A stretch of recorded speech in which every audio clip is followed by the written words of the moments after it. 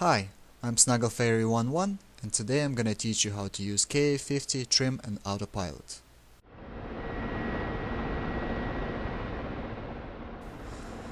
So down here on the right side we have the Autopilot control panel. It has 5 main buttons. K is for roll, T is for pitch, H is for heading, B for altitude, and at the top right corner of the panel we have the direct control button. So what do these buttons do?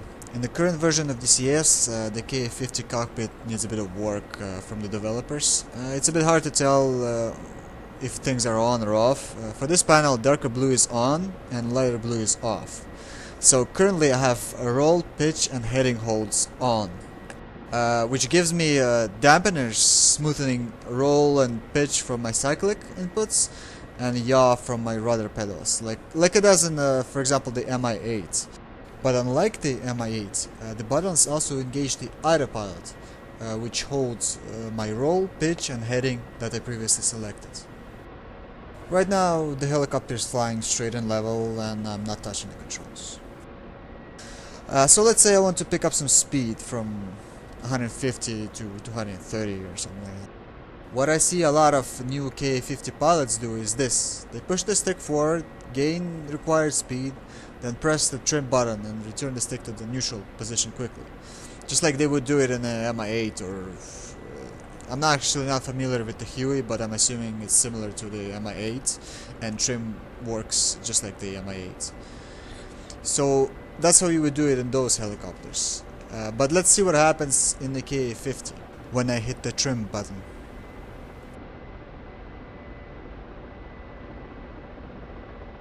The helicopter's nose dives and now I need to keep back pressure on the stick to fly it how I wanted it to before I trimmed.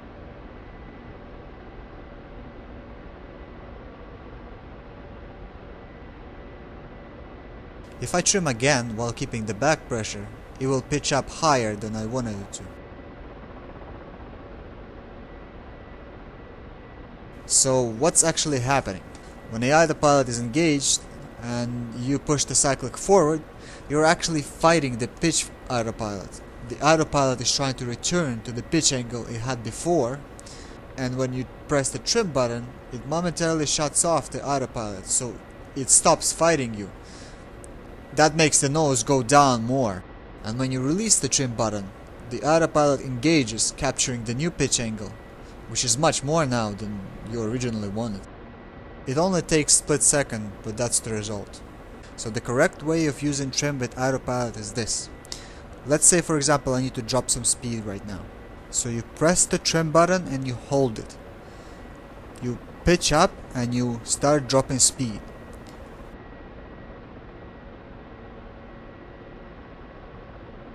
When you are happy with the speed, you level off and you let the trim button go. The Autopilot will engage, it will remember your new pitch angle and it will hold it. Now let's say I want to make a left to heading 120 and I want to pick up some speed in a turn. Same idea, you press the trim button and you hold it. You make the turn like you usually would, and it's actually a lot easier because you're not fighting the Autopilot. When you press the trim button, it shuts off.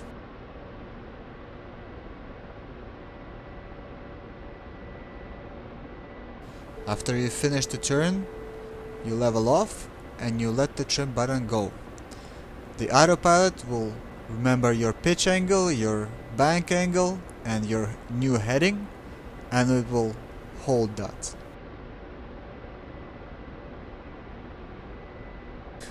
Now let's talk about that direct control button on the Autopilot panel that I mentioned before.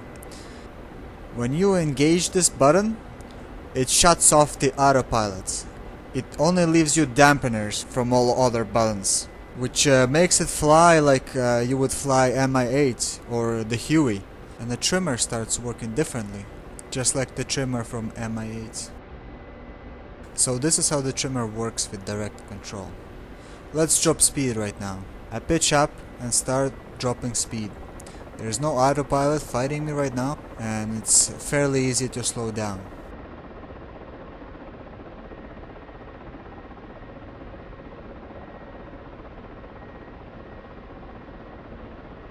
When I'm happy with the speed, I level off, then I press the trim button and return the stick to the neutral position.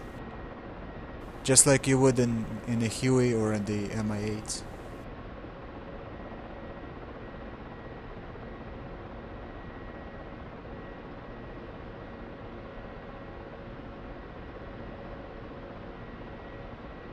In this mode I can freely make turns without worrying about autopilot fighting me. It's actually fairly easy to fly. And I can press the trimmer button to bring the stick back to the center, so I don't have to push it forwards or backwards or whatever. When I'm in direct control, I can trim it to fly however I want, and then I can disengage direct control and it will engage the autopilot holding pitch, bank and heading that I had it trimmed for. Ka-50 is meant to be flown with autopilot most of the time, but I've personally fly under direct control about 50% of the time. Another feature of the Ka-50 autopilot is the altitude hold.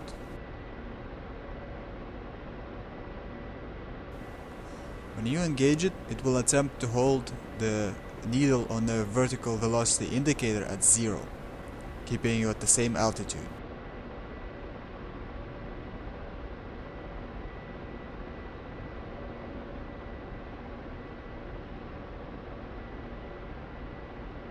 The altitude hold also works in the direct control mode.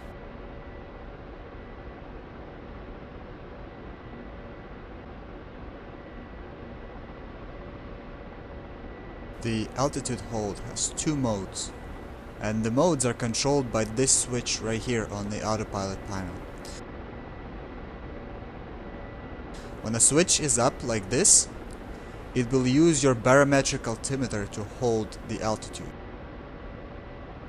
When the switch is in a down position, it will use your radar altimeter to follow the terrain and attempt to hold the specific radar altimeter altitude. But if you're switching from barometric hold to the radar altimeter hold, you have to disengage and engage altitude hold autopilot, like so, for the change to take the effect. Now the helicopter is attempting to follow the terrain and hold that specific radar altitude that it had when I engaged the autopilot.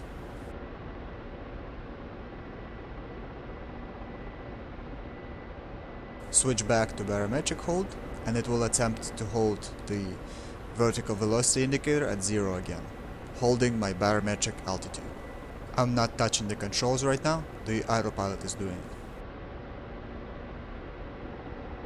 But like with any autopilots, you can fight it with your inputs. If you pull your collective up far enough, the autopilot won't be able to overcome that and you will start gaining altitude. If you push it down far enough, you will start dropping it. So in order to fly level, your collective stick needs to be pretty close to the correct position, giving you 0 on your vertical velocity indicator. Otherwise, the autopilot might not be able to overcome that. So if for some reason you engage altitude hold and you're still gaining or losing altitude, just use your collective, get closer to 0, and the autopilot will pick it up and level you off.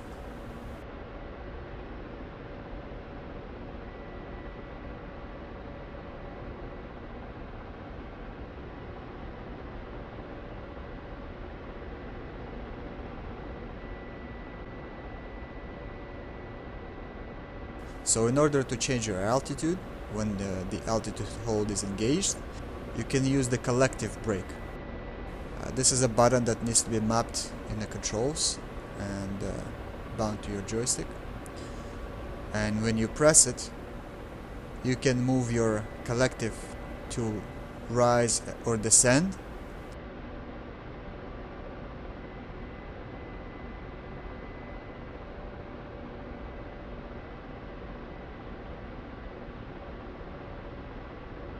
And and when you get to your new altitude, you release the collective brake, and your new altitude is set to the autopilot, and it will hold that altitude now. I personally don't use the collective brake. I just shut off the altitude hold and I tune it back on when I get to the new altitude that I want to hold. But you can certainly use the collective brake, and in real life you're supposed to.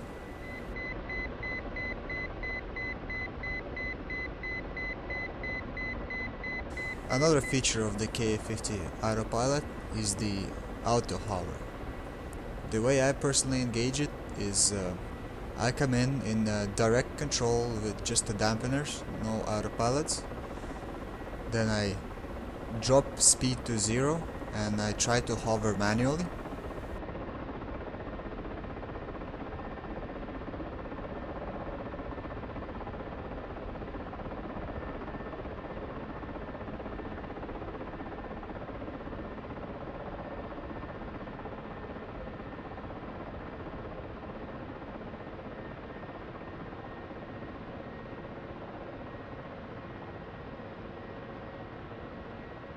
Below 50 kilometers an hour, a line appears on your heads-up display telling you your velocity vector.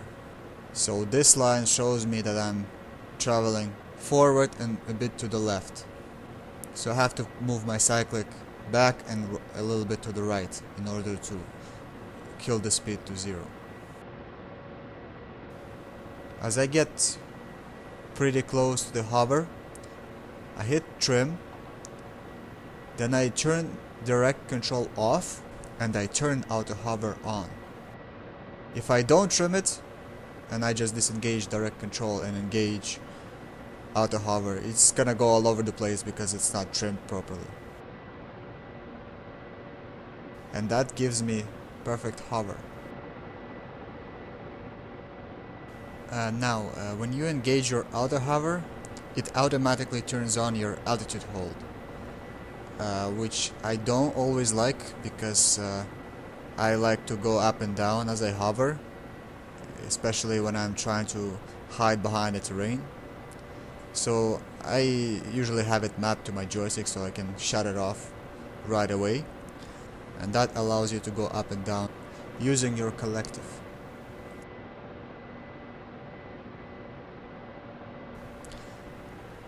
But you need to be careful going up and down. You can't go too fast because that upsets the auto hover and it just kind of starts wobbling around. I found that 2 meters per second up or down is okay. Now let's say you're hovering, engaging enemies, and you need to make a maneuver all of a sudden because something's firing on you and you just need to get out of there. For that, there are a few buttons you need to press in order to make sure that the autopilot isn't messing you up and you have full control of the helicopter.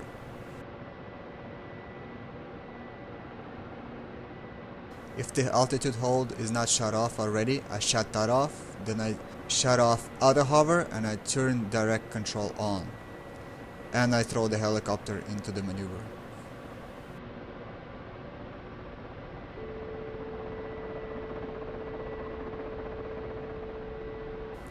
That gives me full control of the helicopter and I am not fighting the autopilot to keep it steady.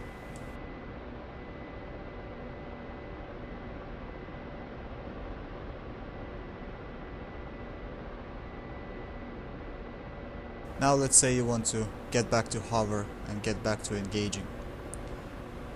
Same idea as before, coming in under direct control. You kill the speed to 0.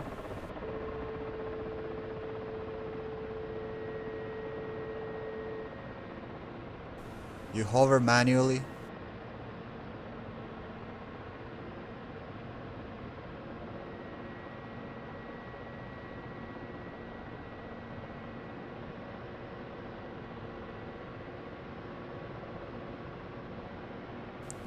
You hit trim. You disengage your direct control and engage auto hover. And you're back to hovering. No need to touch the controls anymore, and you can just focus on deploying weapons or whatever else. So this is gonna be it for today. The only thing I didn't cover on the Autopilot is the flight path following, which Ka-50 is capable of doing. It can go to all the waypoints that you have programmed in your navigation modules automatically, but I can cover that in another video if I do a video on the navigation.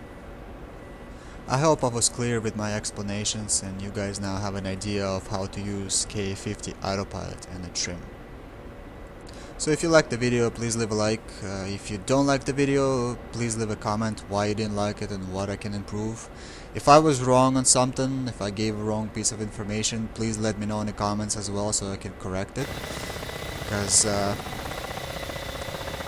no matter how long you fly these things, you always learn something new every day. So I'm open to your suggestions. But for now, thank you for watching, and I'll see you in the skies.